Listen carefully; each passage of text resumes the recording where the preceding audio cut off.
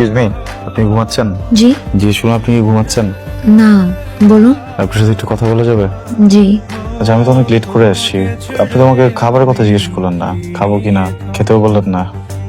আপনি লেট করে এসেছেন তো আমি ভাবলাম আপনি খেয়ে আসছেন, সেজন্যই তো জিজ্ঞেস করিনি। এটা কোনো কথা না? একটা মানুষ তো 2 দিন বাইরে খেতেই পারে, এর মানে তো এই না যে সে এভরিডে বাইরেই খাবে, তাই না? আমি তার উল্টা ভাবলাম যে আমি বাসায় এসে খাবো। লেট করে এসেছেন তো এই জন্য আমরা 3 জন আপনাকে রেখে খেয়ে ফেলেছি। ঠিক আছে, গুড নাইট। আমি কিছু করে দিই? না, প্রয়োজন নেই। কিন্তু একটা কথা কি জানেন, মানুষের বাসায় ফ্রিজ কেন থাকে? যেন সবার জন্য রান্না করা হয়। কেউ যদি কোনো কারণে একদিন না খেতে পারে, খাবার যেন ফ্রিজে রেখে দেওয়া হয়, পরে লাগলে যেন সেই খাবারটা গরম করে খাওয়া যায়। ঠিক আছে? উঠতে হবে না, আমি খাবো না। মানেই হয় না। খাবার রাখলে কি হইতো? গড নোজ আমার ভাই আদৌ খেয়ে থাকতো না কি করতো। আপনার ভাই বাসায় যেটা রান্না করা থাকতো সেই খাবারটাই খেত। আর আপনার ভাই এত রাত করে বাসায়, আর বাসায় আসার আগে সে আমাকে সবসময় বলে দিত সে কি খেতে চায়। সরি, বসেন না প্লিজ। Thank you. অনেকদিন তো বিদেশে থেকেছো, এবার তো সংসার হয়েছে, দেশে একটা কিছু করার প্ল্যান করো। কালকের জন্য আমি সরি, তুমি তো সব জানো মেয়েটার উপর দিয়ে কি কি গেছে। এই জন্য তোমার কাছে আমার রিকোয়েস্ট, মেয়েটাকে একটু সময় দাও। সামির, সারপ্রাইজ। তুমি কেন? আমি তোমাকে সারপ্রাইজ দিতে চাইছিলাম, তুমি উল্টা আমাকে সারপ্রাইজ দিয়ে দিলা।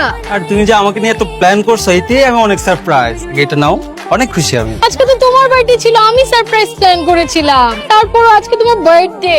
আরে বার্থডে আমার অনেক আসবে, সারপ্রাইজ অনেক দিতে পারবা। কিন্তু একটা সমস্যা হয়ে গেছে। সমস্যাটা হচ্ছে যে তুমি আর আমি একটা রিলেশনশিপে গেছি, তাই না? কিন্তু এটা তো কেউ জানে না। অ্যাটলিস্ট তোমার আর আমার ফ্রেন্ডরা তো জানতে পারে। আমি নজর জিনিসটা অনেক বিশ্বাস করি, তুমি জানো। আমি চাই না তোমার আমার সম্পর্কে কারো নজর লাগুক। তুমি দেখো আমার বাবা আর মার কত সুন্দর একটা সম্পর্ক ছিল, কার না কার নজর লেগে এত সুন্দর সম্পর্কটা আজকে আলাদা হয়ে গেল। তোর বাপ মায়ের ছাড়াছাড়ি কি নজর লাগার জন্য হয়েছিল, নাকি তোর বাপ তোর মাকে চিট করছিল বলতো?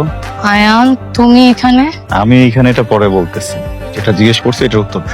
কেউ তুই এভাবে কথা বলতেছিস কেন? একটা মেয়ের সাথে কিভাবে কথা বলে জানোস না? বের হ এখান থেকে। আয়ান, আমি যখন ডুবতেছিলাম তখন আমারে বাঁচানোর মতো কেউ ছিল না। তুই শুকুর কর যে তোরে বাঁচানোর জন্য আমি আছি। যা এখান থেকে, যা। ওর কোনো দোষ নাই, ওর দোষ নাই না? ওর কোনো দোষ নাই। তাহলে কার দোষ? ওর গায়ে টাচ হয়েছে, ও হার্ট হয়েছে, খুব লেগে গেছে না? আর আমি যে হার্ট হয়েছে এটা লাগে নাই, এটা লাগতেছে না? দোষটা কার তাহলে? ওর যদি দোষ না থাকে দোষটা কার? দোষটা কি আমার নাকি তোমার? তোর দোষ। আয়ান দেখো, দোষটা কারো না, দোষটা তোমার আমার সিচুয়েশনে। তুমি নিজেকে আমার জায়গায় দাঁড় করায় দেখো। এখন যদি তুমি তোমার ওয়াইফকে ডিভোর্স দিয়েও আমার কাছে চলে আসো, আমি তারপরও তোমার সাথে যাব না, কারণ আমার সেই বিশ্বাসটা তোমার উপর থেকে চলে গেছে। এটা সম্ভব না, ইটস ওভার।